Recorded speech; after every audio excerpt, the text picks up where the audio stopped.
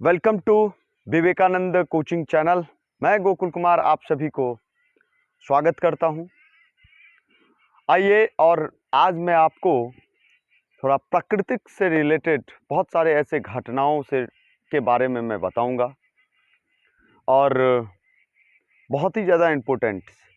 मेरे सामने आज आंखों के सामने ये बादल छाया हुआ है, देख रहे होंगे आप, ऊपर जो है वो बादल छाए हुए हैं। तो ये बादल जो छा रहा है वो कौन से मंडल में छा रहा है, इनसे रिलेटेड ही हम आपको जानकारी प्राप्ति करवाएंगे। और आप चारों साइड देख रहे होंगे, हमारे चारों साइड जो हैं वो कैसे हवा जो है वो बह रही है। तो इस वायुमंडल के रिलेटेड थोड़ा मैं आपको जानकारी प्राप्त दूंगा।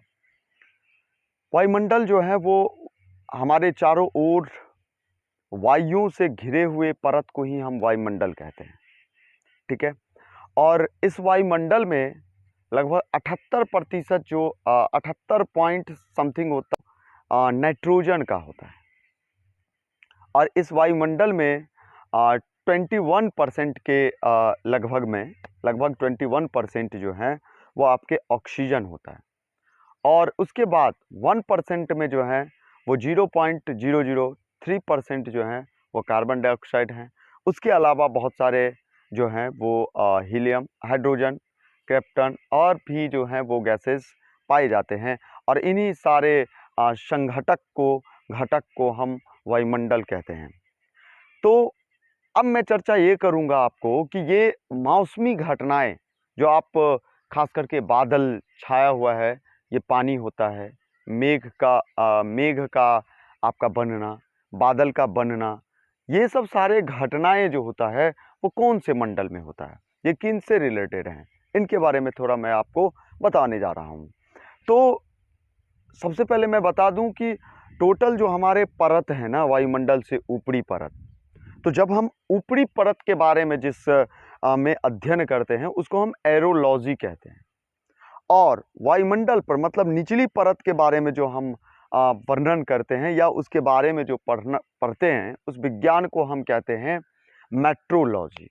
एरोलॉजी और मेट्रोलॉजी। एरोलॉजी हो गया आपको ऊपरी वाले पार्ट को जब हम पढ़ते हैं, और निचले वाले पार्ट को जब हम पढ़ते हैं तो उसको हम कहते हैं मेट्रोलॉजी, ठीक है। अब इतनी जानकारी हमें प्राप्ति हो गया। अब नेक्स्ट टॉप कहूँगा आपको कि ये वायुमंडल में जो हमारे सबसे पहले आप देख रहे होंगे कि मेघ का बनना, बादल गरजना, पानी होना, ये सब जितना मौसमी घटनाएं होती है ना वो कौन से मंडल में होती है। तो इनको कितने भागों में बांटा गया, तो टोटल 5 भागों में बांटा गया है। पहला मंडल जो है उसका नाम है आपको क्षोभ मंडल, दूसरा जो है वो है आपको समताप मंडल, और तीसरा जो है वो है आपका मध्य मंडल, और चौथा जो है वो है आयन मंडल। अब पांचवा जो मंडल है उसका नाम है वायुमंडल। अब हम इन पांचों के बारे में स्टेप टू स्टेप बातें करेंगे। सबसे पहले मैं चर्चा करूंगा आपको क्षोभ मंडल से रिलेटेड, जो बहुत ही ज़्यादा इम्पोर्टेंट है हम लोगों के लिए। तो पृथ्वी के ध्रुव से, पृथ्वी के जो पोल हैं वहाँ से 8 से मात्र 10 किलोमीटर का जो डिस्टेंस है, मोटाई है, वो है आपको क्षोभ मंडल का। और विषुवत रेखा पे मतलब भूमध्य रेखा से जो ऊंचाई है उसका वो टोटल है 18 किलोमीटर, उसका मोटाई है। अब मैं बातें करूंगा कि इस पे कौन कौन सी घटनाएं होती है। तो क्षोभ मंडल में आप देख रहे होंगे कि ये बादल का बनना, मौसम का जितनी भी आप घटनाएं देख रहे होंगे ना, ये सारे मौसमी घटनाएं जो होता है वो सारा का सारा आपको क्षोभ मंडल में ही होता है। और क्षोभ मंडल का सबसे इंपॉर्टेंट पॉइंट ये है कि क्षोभ मंडल में जब शीत ऋतु होती है, मतलब ठंडे के ऋतु में, इसकी मोटाई बढ़ जाता है, मतलब इसका डिस्टेंस बढ़ जाता है। और ग्रीष्म ऋतु में वायु के दबाव से जो है वो क्या हो जाता है, तो ये कम हो जाता है। यानी इसकी समताप मंडल से रिलेटेड बातें। और तो सबसे बड़ी बात है कि इसकी मोटाई क्या है। तो क्षोभ मंडल से जो उसकी ऊंचाई टोटल मोटाई है वो है 50 किलोमीटर तक का जो डिस्टेंस है।